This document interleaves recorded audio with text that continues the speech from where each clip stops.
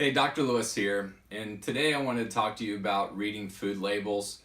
In our plan, it's vitally important to understand what it is that you're actually buying and that you're not bought into slick marketing. The biggest probably mistake that I see people make is that when you start to choose a healthier lifestyle, you'll immediately want to look at the nutrition label part of the food ingredient, the nutrition facts. And most people immediately want to see, does it have any fat? And we also are looking at how many calories that we have. And in any of my plans, we particularly are trying to avoid anything that is sugar or turns into sugar and any bad fats. And that is very important that you are very solid on understanding what are your fats and what are your sugars. So when we come back to this label, and particularly we're looking at the Cliff Bar, that you want to go immediately to the ingredients section. So when it comes to sugars, you're looking for anything that ends in ose, so fructose, sucrose, anything that ultimately has the word sugar in it. Obviously, corn syrup, such as high fructose corn syrup or any corn derivative, or the word flour. So when we come into the ingredient here, you can see in the Cliff Bar, the first ingredient is organic brown rice syrup, which is a form of sugar. And then the Cliff Pro part of that is it has soy rice crisp. In soy rice crisp, rice is ultimately a carbohydrate that's immediately converted into sugar. And then its third ingredient is rice flour. So you can see ultimately the first four ingredients are sugars. And then the next ingredient is soybean oil, and we don't want to have anything that is soybean oil because those are also considered a bad fat. So what would be a better alternative? So when it comes to reading your labels, you want to be able to identify again what are the bad sugars. So if we started eating this and we're trying to heal areas of your brain that control weight loss and inflammation in your body, we want to absolutely avoid things like this. So, rather than looking at how much fat it has, it's the type of calorie that we're looking at. So you need to look at the ingredients. So what is a better alternative?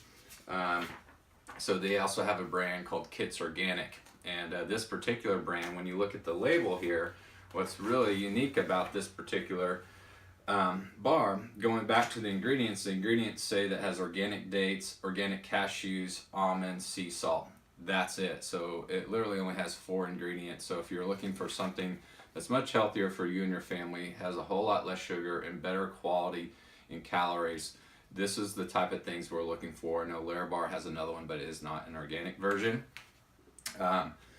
The other thing that people always ask me are what are good sugar alternatives. So one thing that is not a good sugar alternative is something like equal or sweet and low. These are actually considered neurotoxins for your brain, so these are big no-no.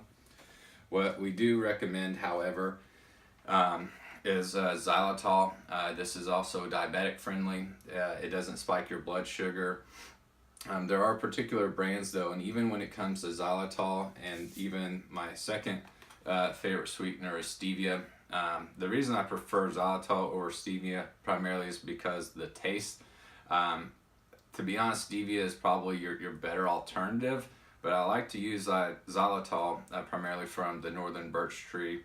There's a couple companies that come from that, but it's an equal portion of sugar, so it's really easy to use and it tastes like sugar. Sometimes Stevia can get kind of bitter when you start to use this. So these are the 2 sugars we recommend on our nutrition plans. But one thing I want to quickly touch on Stevia, there is a lot of Stevia products out there, like Stevia in the raw. If you look at the label on Stevia on the raw, it actually has sugar in there, so you can't even just assume that Stevia, because it has the word in there, that it doesn't have sugar. So you literally have to just learn that everything that you buy, you have to look at the ingredients, and that's even including things like Stevia. The other thing that I always like to walk you through are your normal beverages. So things that can get you in trouble is the word natural. And so just because it's natural doesn't mean it's healthy for you. And so this is a black and green tea. And going back again to the ingredients, not the calories per se, but the second ingredient besides filtered water is sugar, and then it has a little bit of tea in there. So you got to be aware in everything that you're looking at.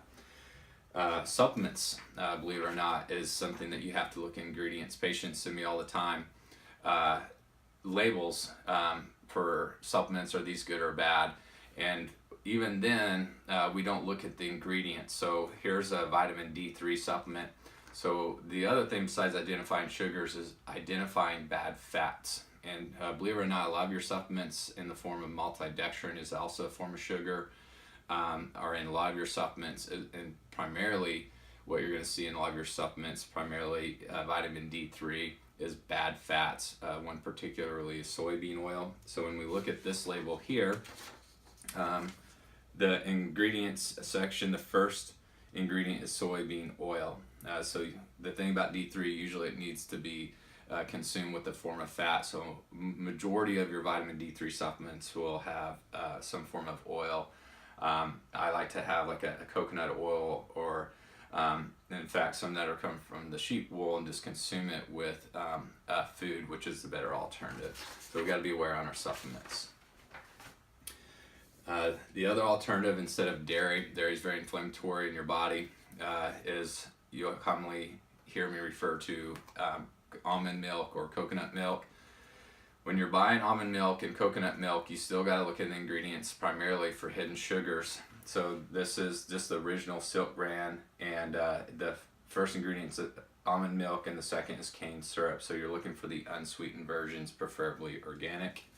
And the same for coconut milk as well. Coconut milk, however, I believe it's personally better served out of a can. A lot less preservatives and stuff has to go into the can version. But at the very least, just start avoiding all those sugars.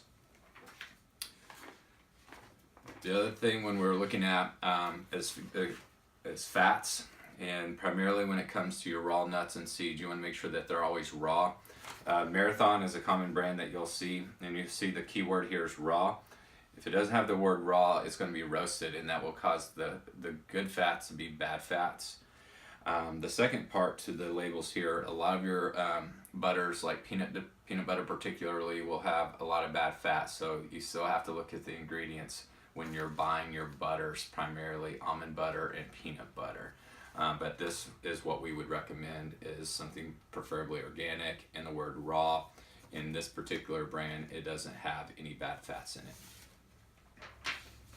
The last is, everyone asks what kind of flours do you use instead of your typical wheat flour and rice flour. So really anything that comes from a form of grain, including rice, and even oat flours, are immediately converting into sugar. So depending on your goals and what I have set up for you, if we're trying to avoid sugars to help weight loss resistance, primarily heal specific hormones, you got to avoid all sugar. So what I recommend, and I use this at home for my whole family, my daughter, is we replace any of your normal recipes that require flour with almond flour or coconut flour, and most of your local grocery stores will have this brand that has almond and coconut flour.